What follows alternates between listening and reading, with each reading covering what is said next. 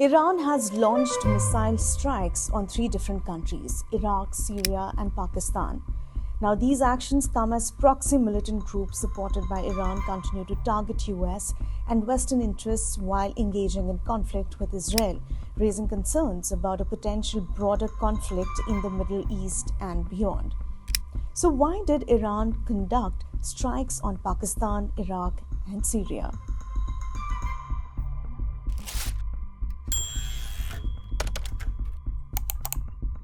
Iran's strikes in these countries were in direct response to attacks on its soil or against Iranian targets. Tehran stated that it fired missiles at Islamic State militants in Syria, retaliating against a bombing that occurred during a commemoration for the late commander Qasem Soleimani.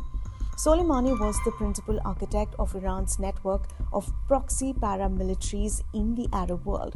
A US drone strike killed him in 2020. In Iraq, Iran claimed to have targeted Israeli spy sites in response to perceived threats from Israel. Israel has killed important members of Iran's Lebanese ally Hezbollah and of Tehran's own elite force, the Revolutionary Guards in Lebanon and Syria.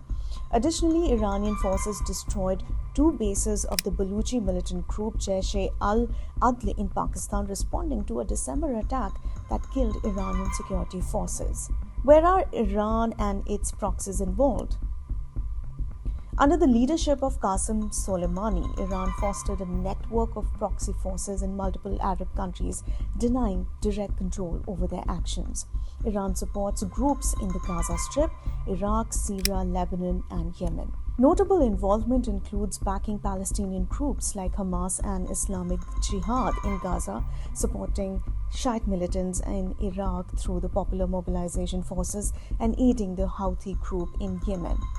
Are strikes linked to the Israel-Gaza war?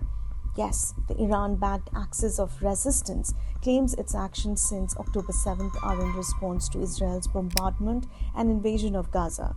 Groups like the Houthis, Hezbollah, and others suggest they will cease their attacks when Israel stops its assault against Palestinians.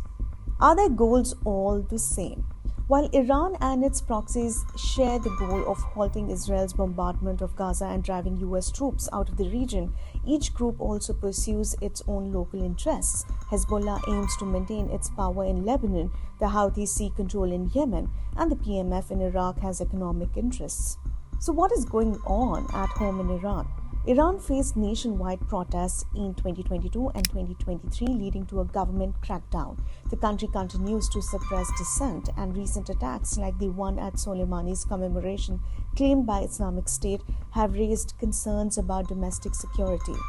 Could Russia get involved in the conflict? While Russia and Iran have strengthened ties, the recent Iran-Pakistan flare-up has prompted Russia to express concern, calling for a diplomatic resolution between Tehran and Islamabad.